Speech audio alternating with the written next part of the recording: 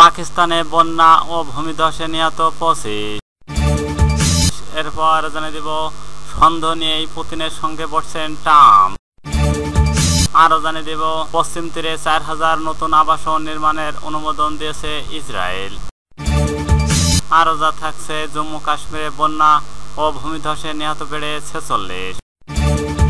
সর্বশেষ জানিয়ে দেব সিরিয়াকে অস্ত্র সহায়তা দেবে তুরস্ক, সামরিক চুক্তিতে নতুন অধ্যায়।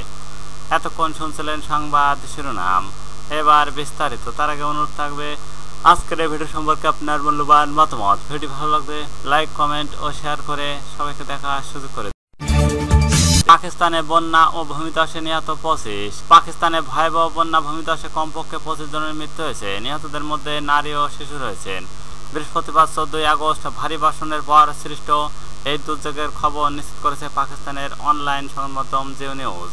প্রতিবেদনে জানানো হয়েছে গিলগিত ও বালুস্তান ও আজাদ জম্মু কাশ্মীরের কয়েকটি এলাকা এবং খাইবার পাখতুনখোয়ার বাজার জেলায় ও টানা বর্ষণে আকস্মিক বন্যা দেখা দেয়। গিলগিত ও বালুস্তানের সরকারের মুখপাত্র ফয়জুল্লাহ ও ফারাক জানিয়েছেন গিজার ও জেলার খালতি উপত্যকায় 3 জনের মৃত্যু হয়েছে, যাদের মধ্যে একজন নারী। এছাড়া সেখানে 3 জন এখনো নিখোঁজ, যাদের সন্ধানে উদ্ধার তৎপরতা চলছে।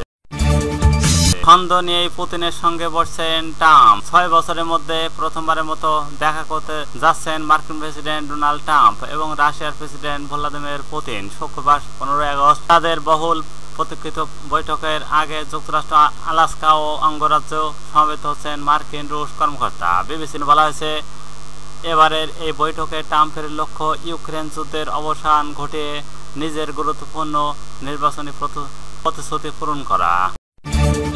পশ্চিম তীরে 4000 নতুন আবাসন নির্মাণের অনুমোদন দিয়েছে ইসরায়েল। পশ্চিম তীরে 4000 বেশি নতুন আবাসন নির্মাণের অনুমোদন দিয়েছে ইসরায়েল। কঠোর ডানপন্থী অর্থমন্ত্রী বেজালেল বৃহস্পতিবার 14 আগস্ট এই সিদ্ধান্ত ঘোষণা করেন। আল জাজিরা খবরে বলা হয়েছে ইসরায়েলি বসতি বিরোধী ও পর্যবেক্ষণ সংস্থা পিস নাও জানিয়েছেন অনুমোদিত 4300টি আবাসন ইউনিটের মধ্যে 730টি নির্মিত হবে অরিয়েলের ও পশ্চিমাঞ্চলে বিদ্যমান বসতিতে এবং বাকি 3000 স্থাপন করা হবে মাআলে আদমিন এলাকায়। ইসরায়েলের অর্থমন্ত্রী জানান নতুন বসতি প্রকল্পের জন্য শীঘ্রই বাড়ি নির্মাণের দরপত্র অনুমোদন করা হবে। এর লক্ষ্য জেরুজালেম ইসরায়েলি বসতি মাআলে আদমির ও মধ্যে সরাসরি যোগাযোগ স্থাপন। তিনি আরো দাবি করেন এই উদ্যোগ শেষ পর্যন্ত ফিলিস্তিনি রাষ্ট্র গঠনের সমন্বয়কে চিরতরে শেষ করবে। তার ভাষায় এমন কিছু নেই যা স্বীকৃতি পাবে, আর এমন কেউ নেই যাকে স্বীকৃতি দেওয়া হবে।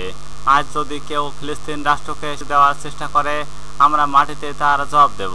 ফিলিস্তিন পররাষ্ট্র মন্ত্রণালয়ের এই পরিকল্পনাকে গণহত্যা, বাস্তুচ্যুত এবং দখলদারিত্বের সম্প্রসারণ হিসেবে নিন্দা করেছে। তাদের মতে এটি প্রধানমন্ত্রী বেঞ্জামিন নেতানিয়াহুর বিরুদ্ধে ইসরায়েল সম্পর্কিত বক্তব্যের প্রতিধ্বনি। পর্যবেক্ষকদের মতে এই বস্তিগুলো কার্যকর হলে ভবিষ্যতে ফিলিস্তিন রাষ্ট্র প্রতিষ্ঠার পথে বড় বাধা তৈরি হবে। পরিকল্পিত এলাকা অধিকৃত পশ্চিম তীরকে উত্তর, দক্ষিণ ও ভাগ করে দেবে। ফলে পূর্ব জেরুজালেমকে বেথলেহেম ও রামাল্লার মতো গুরুত্বপূর্ণ শহরের সঙ্গে সংযুক্ত করে সংলগ্ন ফিলিস্তিন ভূখণ্ড গঠন অসম্ভব হয়ে পড়বে। উল্লেখ্য, এর আগে ইসরায়েল এই এলাকায় বসতি স্থাপন চেষ্টা করেছিল। 2022 সালে যুক্তরাষ্ট্র চাপে পরিকল্পনা স্থগিত হয়। তবে সাম্প্রতিক মাসগুলোতে নেতানিয়াহু কঠোর ডানপন্থী সরকার সেখানে রাস্তা প্রস্তুতকরণ প্রকল্প অনুমোদন করেছে এবং ফিলিস্তিনের প্রবেশাধিকার নির্মিত করেছে। মাআলে আদমের ও মেয়র গাইড ট্রাস নতুন বসতি পরিকল্পনার প্রশংসা করে বলছেন এটি জেরুজালেমের সঙ্গে মাআলে আদমের সরাসরি সংযোগ স্থাপন করবে। তার অভিযোগ ফিলিস্তিনিরা এই এলাকায় অবৈধ স্থাপন নির্মাণের চেষ্টা করেছিল, যা এই প্রকল্প ব্যর্থ করে।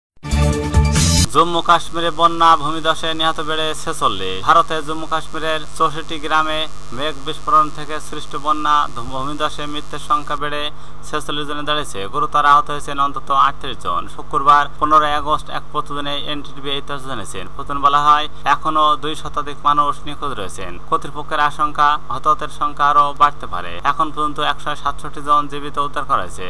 দুর্গম এলাকা হওয়া উদ্ধার তৎপরতা ব্যাহত হওয়ার আশঙ্কা রয়েছে।